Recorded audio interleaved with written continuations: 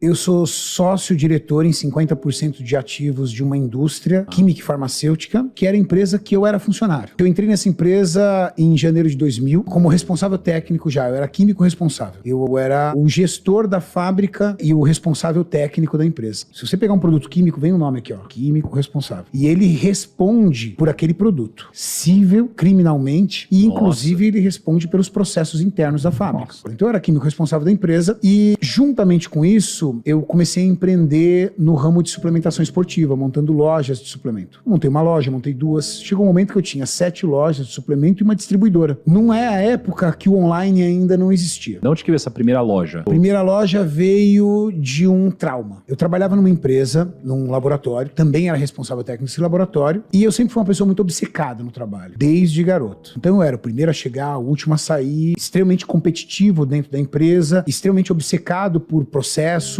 por aprender mais e por entregar. Então, eu era o melhor funcionário da empresa e surgiu a oportunidade de fazer um curso incrível no Rio de Janeiro. Todos os meus colegas davam como certo eu ser o escolhido para esse curso. Inclusive eu também estava tranquilo. Afinal de contas, ninguém produzia mais do que eu. Eu tinha um chefe militar e ele era um cara muito sargento, muito general, de poucas palavras. Chegou no dia de ele escolheu uma das minhas assistentes para o curso. E eu fiquei profundamente decepcionado. Subi até a sala dele e tomei coragem, porque nós morríamos de medo do homem. Tomei coragem e perguntei pra ele por que eu não tinha sido escolhido. E eu gostaria de saber pra eu poder melhorar e evoluir pra poder merecer isso. E aí ele virou pra mim e falou assim: eu não posso ficar sem você aqui no laboratório. As coisas aqui não vão funcionar sem você. E aí eu falei assim: poxa, aqui não tá meu futuro. Desci, chorei feito uma criança no banheiro, porque ele destruiu meu projeto. Meu projeto era construir uma carreira ali e empreender ali. E eu tinha um filho de 5 meses, cara. Morava de aluguel, fudido. Fui lá no outro dia pedir demissão. E aí, cheguei em casa e aquele terror, né? Todo mundo queria me matar, tudo tal, pela minha atitude e tudo. Ele me ligou, pediu pra eu voltar e falou assim: olha, se você treinar alguém pro teu lugar, porque ele começou a ficar perdido. Essa é a vantagem quando você também vai assumindo processos, né? Você vai assumindo o processo dentro da empresa, a empresa gera uma dependência de você.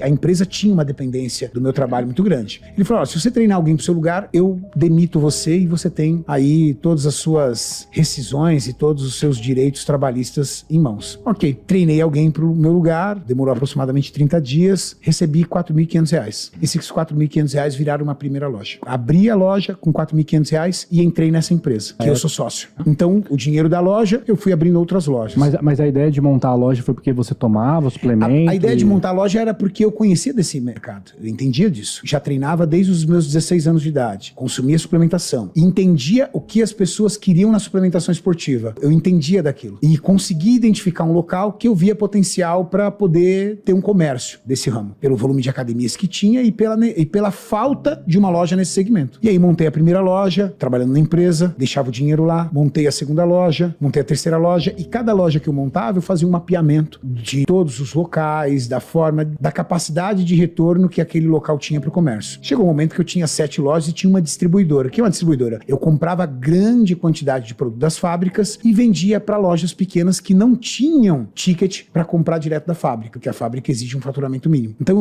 eu colocava uma margem muito baixa, só que melhorava muito meu poder de compra dentro da fábrica. E melhorando meu poder de compra dentro da fábrica, eu tinha lucratividade nas lojas. Então meus preços eram mais baixos, com margem de lucratividade equivalente ao meu concorrente, mas meu concorrente não conseguia pegar. Por quê? Porque a minha cadeia de distribuição sustentava esse ecossistema. E aí eu fui girando e fui guardando dinheiro. Em 2008, o meu então diretor negociou 50% da fábrica dele com o grupo alemão. Só que, salvo por uma cláusula contratual, do contrato social, a minha sócia, ela teve a oportunidade de entrar nessa briga e impedir essa venda. Porque dentro do contrato social, noteava que ela tinha que concordar com a empresa que estaria assumindo os outros 50%. E ela conseguiu virar o jogo pro meu lado. Só que o meu diretor, na época, ele não entendia, e não sabia, e não aceitava que eu teria dinheiro para isso. Afinal de contas, eu era funcionário dele. Ele não tinha noção das outras atividades que eu tinha. E eu sentei para negociar com ele e eu tinha boa parte do capital. Foi alguns milhões. Mas o mais interessante é que a minha vida aconteceu tudo muito rápido. Com 20 anos de idade, 21 anos de idade, eu tinha coleção de cheques sem fundo, cara, para poder dar conta da faculdade. Eu lembro de uma época eu sentar e contar, do Banco Real, na época.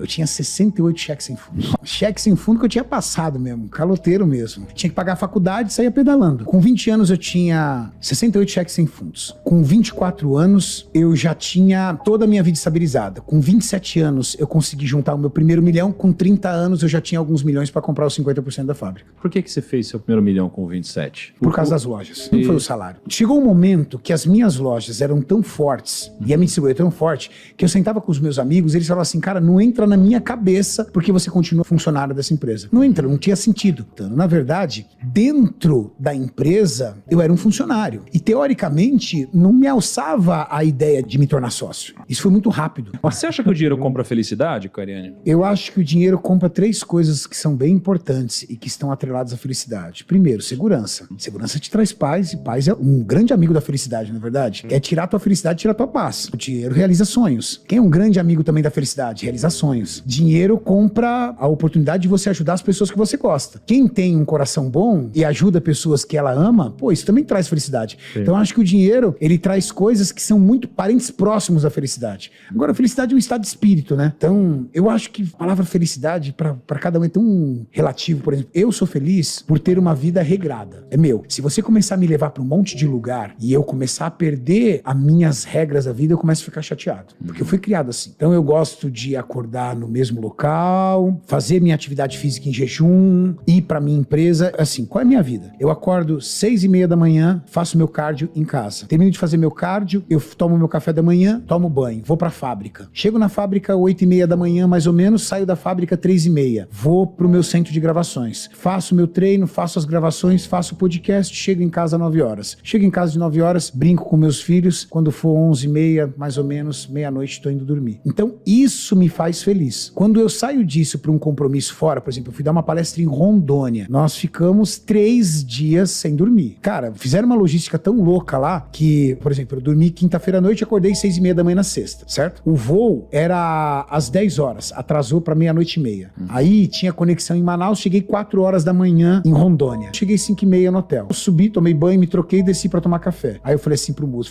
vamos pedir pros outros palestrantes começarem, vamos começar depois do meio-dia, a gente tá virado. Chegou o organizador, ele falou assim, ó, só vocês são os palestrantes. Aí eu entrei às 9, começou às 9, saí às 10:30, fui pra um podcast, saí às 12:30, o Muso entrou lá, ficamos virados. Em resumo, o nosso voo de volta era de sábado pra domingo às 3 horas da manhã. Eu cheguei em casa 12:30. Quando eu cheguei em casa 12:30, minha família tava na casa de praia. Aí eu catei o carro e ainda desci pra praia. Então, isso me abala. Ah, uma situação esporádica? Ok. Se você fizer disso no meu dia a dia, eu já não sou um cara feliz. Agora, ao que você atribui o seu sucesso, cara? Rotina, mas principalmente disciplina. Thiago, eu sou a pessoa mais disciplinada que você conhece. Eu garanto pra você. Eu sou a pessoa mais disciplinada. E desde os meus 11 anos de idade, quando eu entregava panfleto, todos os meninos que entregavam panfleto comigo, jogavam no bueiro. Eu entregava todos os panfletos. De forma ágil, concreta e rápida. E por um motivo principalmente. Porque minha mãe e meu pai dependiam de cesta básica pra viver. E eu não queria aquilo pra mim. Me chocava ver a minha mãe debruçada sobre o rádio, chorando na oração do meio-dia do Paulo Barbosa, não sei nem se ele é vivo ainda, pedindo para as coisas em casa melhorarem. Meu pai, acamado, 38 anos dentro da mesma empresa. Meu pai teve primeiro e único emprego. Entrou como faxineiro e terminou como operador de processos. Saiu da empresa porque a empresa retornou para os Estados Unidos, para sua sede. E, em 1988, um homem de 55, 56 anos de idade já não servia mais para o mercado. Um AVC, um ataque cardíaco, sequelas, meu pai doente em casa. Meu pai doente em casa, minha mãe fazendo faxina, pedindo para as coisas melhorarem e os meus parentes entregando cesta básica. Aquilo me deixou traumatizado. Posso usar esse termo? Então eu sou extremamente disciplinado e sempre fui, desde criança. Com 12 anos de idade eu já sabia qual era o curso que eu ia fazer, que era Química, motivado pelo meu pai, que me levou para conhecer a fábrica. E quando eu conheci a fábrica eu fiquei alucinado por aquilo e eu fui construindo tudo aquilo. Com 12 anos meu pai perdeu o emprego e aí foi todo aquele trabalho. Com 14 anos eu já estava no curso técnico em Química, que eu passei numa instituição. Com 17 para 18 anos de idade, eu já estava formado em técnico, já estava trabalhando na área de laboratório, já fui emendando. Eu sou formado em Química, formado em administração de empresas com ênfase em marketing, formado em educação física, fora as pós-graduações que eu fiz em cada área. Então, eu sou muito disciplinado. Estudo até hoje. Atualmente, estou fazendo uma pós-graduação em metabolismo e emagrecimento e levo a minha vida com muita disciplina. Por isso que eu falei pra você que me deixa muito bagunçado quando vai alterando ali os meus dias, os meus horários. Porque uma pessoa disciplinada, ela vive de rotina. Eu não acredito numa pessoa usar o termo disciplinada se ela é incapaz de construir uma rotina pra ela. E rotina não necessariamente é fazer as mesmas coisas todos os dias. Rotina é a sua capacidade de organizar o seu dia, colocar tudo que você tem pra fazer, de preferência começando pelas tarefas mais difíceis e chegar lá no final do dia, à noite, matei, vamos pro próximo. E ter satisfação disso. Eu sou obcecado por disciplina, obcecado por pessoas capazes de realizar o que cumprem, porque hoje é muito comum. Você assume 4 compromissos, 5 compromissos por dia e depois você perde metade do seu tempo desmarcando esses compromissos. Como é que você dá conta de todos esses compromissos? Acima de tudo, sendo disciplinado, aprendendo a cumprir horário e ser extremamente, o quê? Ligado numa rotina. Então, quando as pessoas falam assim,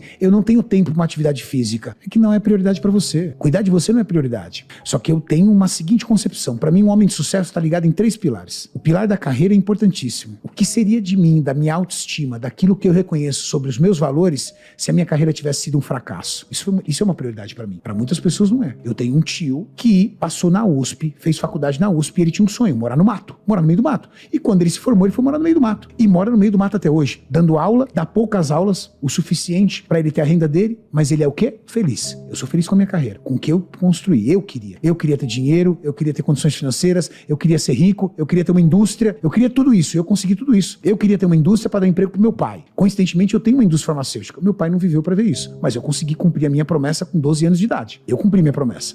Segundo, um cara capaz de dar atenção e cuidar das pessoas que são importantes para eles. De que adianta você ter dinheiro e o seu filho ver você como um caixa eletrônico, que você trocou o seu tempo por dinheiro com ele. Então, eu chego em casa todos os dias, é uma prioridade para mim. Eu tenho um filho de 23 anos de idade que é meu amigo, já mora sozinho, mas tô sempre com ele. Eu tenho um filho de 10 que precisa de mim. E eu tenho uma bebê de 1 ano e 2 meses que precisa de mim. Então eu tenho que dar atenção para eles, eu tenho que cuidar deles. 40 minutos ao dia, 40 minutos ao dia, mas não é assistindo TV, é interagindo com eles. É entregando o que eu tenho de melhor para eles, que é o meu tempo. E terceiro, cuidar da sua saúde, cuidar de você. Porque você também tem que cuidar de ti, da tua autoestima, da tua saúde, da tua estética, da tua longevidade. Esses 3 pilares são prioridades para mim. Então eles fazem parte da minha rotina. Então eu tenho que ter tempo para minha atividade física, porque cuidar de mim faz parte do pilar.